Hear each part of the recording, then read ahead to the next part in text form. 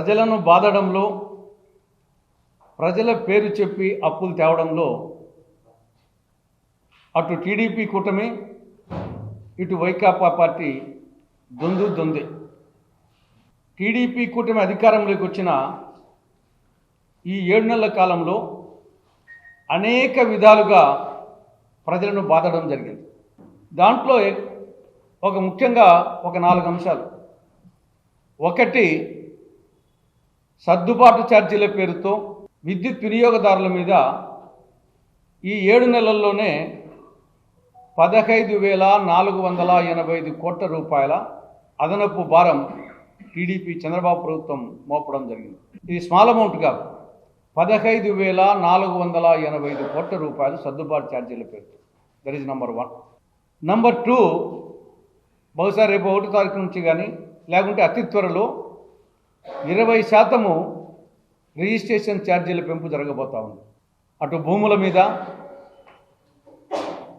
గృహ భవనాలు, నివాస భవనాల మీద, వాణిజ్య భవనాల మీద, అపార్ట్మెంట్ మీద, ప్లాట్ల మీద, అటు గ్రామాల్లో, పట్టణాల్లో, నగరాల్లో 20% రిజిస్ట్రేషన్ ఛార్జీల పెంపు జరగబోతా ఉంది. నెంబర్ 2. మూడవది, నగరాలు, పట్టణాలలో త్రాగునీటి సరఫరా మీద యూజర్ ఛార్జీలు వేయబోతున్నారు. అది మూడవది. నాలుగవది, ఈ లోపల రాజస్థాన్లో జరిగినటువంటి జీఎస్టీ కౌన్సిల్ సమావేశంలో మన ఆర్థిక మంత్రి పయ్యావుల కేశవ్ గారు రాష్ట్ర ప్రభుత్వం తరపున ఒక ప్రపోజల్ పెట్టాడు.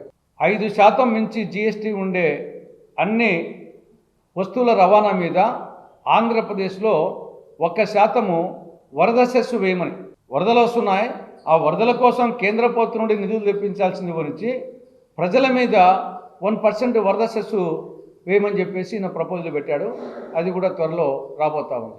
కాబట్టి అటు కరెంటు ఛార్జీలు, ఇటు వరద సెస్సు, ఇటు యూజర్ ఛార్జీలు, ఇటు రిజిస్ట్రేషన్ ఛార్జీల పెంపు, ఈ విధంగా బాధుడే బాధుడు, దంచుడే దంచుడు, పెంచుడే పెంచుడు, బాధుడే బాధుడు, వీర బాధుడు అనే విధంగా చంద్రబాబు ప్రభుత్వం ప్రజల మీద భారం మోపుతా ఉంది.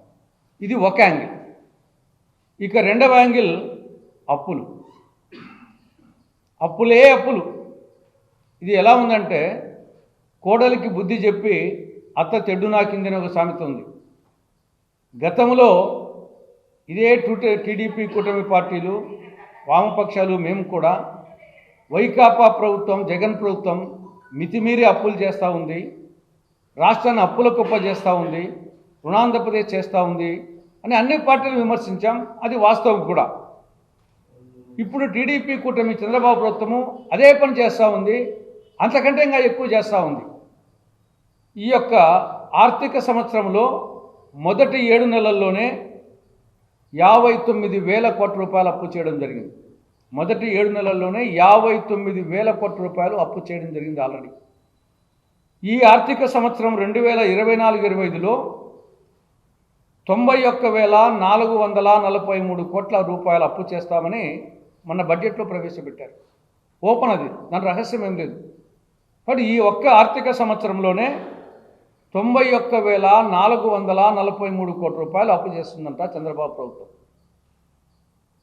గతంలో కాంగ్రెస్, టీడీపీ, వైకాపా అన్ని మొత్తం కలిపి చేసింది 10 లక్షల కోట్ల రూపాయలు అయితే ఈ ఒక్క సంవత్సరంలోనే 91,443 కోట్ల రూపాయలు అప్పు చేస్తున్నారు. ఇది చాలక మళ్ళా పరోక్ష అప్పులు. రాజధాని అమరావతికి విభజన చట్టంలో సెక్షన్ 94 సబ్ సెక్షన్ 3 ప్రకారంగా రాజధానిలో రాజ్భవన్, సెక్రటేరియట్, అసెంబ్లీ, శాసనమండలి, హైకోర్టు, మిగతా ఇన్ఫ్రాస్ట్రక్చర్ వీటన్నింటికి కేంద్ర ప్రభుత్వము గ్రాంట్ రూపంలో నిధులు ఇవ్వాలి. ఇది చట్టం. మే కూడా కాదు, ఇచ్చి తీరాల. అలాంటిది కేంద్ర ప్రభుత్వం నుండి నిధులు తెప్పించకుండా చంద్రబాబు ప్రభుత్వం అప్పుల కోసం ఎంపలాడుతూ ఉంది. రాజధాని అమరావతిలో నిర్మాణాల కోసం కేంద్ర ప్రభుత్వం నుండి గ్రాంట్ తెప్పించకుండా అప్పుల కోసం పోతా ఉంది.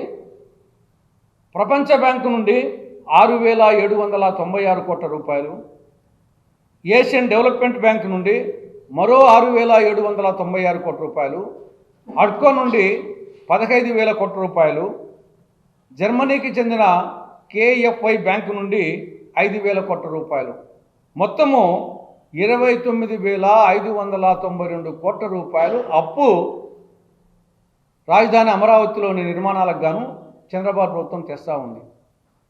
కేంద్రం నుండి తెప్పించాల్సింది పోయి గ్రాంట్ రూపంలో అప్పు తెస్తూ ఉంది. అది ఏదో పెద్ద ఘనకార్యమైనట్టు, అప్పులు తేవడం ఘనకార్యమైనట్లు మళ్ళా పోజు కొట్టుకోవడం. కాబట్టి ఒకవైపు బాధుడు, మరొక వైపు అప్పులు. గతంలో జగన్ ప్రభుత్వం ఏం చేసిందో అంతకు మించి టీడీపీ కూటమి ప్రభుత్వం చేస్తూ ఉంది. కాబట్టి ఈయన పదే పదే నేను సంపద సృష్టిస్తాను, అభివృద్ధి చేస్తానంటాడు. ఇదేనా సంపద సృష్టించడం?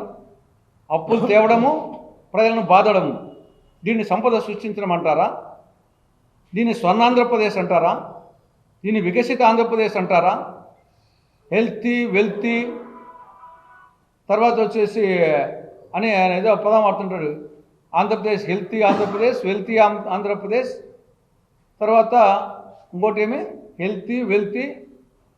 కాబట్టి ఇదేనా బాధడము, తర్వాత అప్పులు తేవడమేనా? కాబట్టి ఇప్పటికైనా చంద్రబాబు ప్రభుత్వం, కూటమి ప్రభుత్వం తమ విధానాలు మార్చుకోవాల్సిన అవసరం ఉందని కాంగ్రెస్ పార్టీ హెచ్చరిస్తూ ఉంది.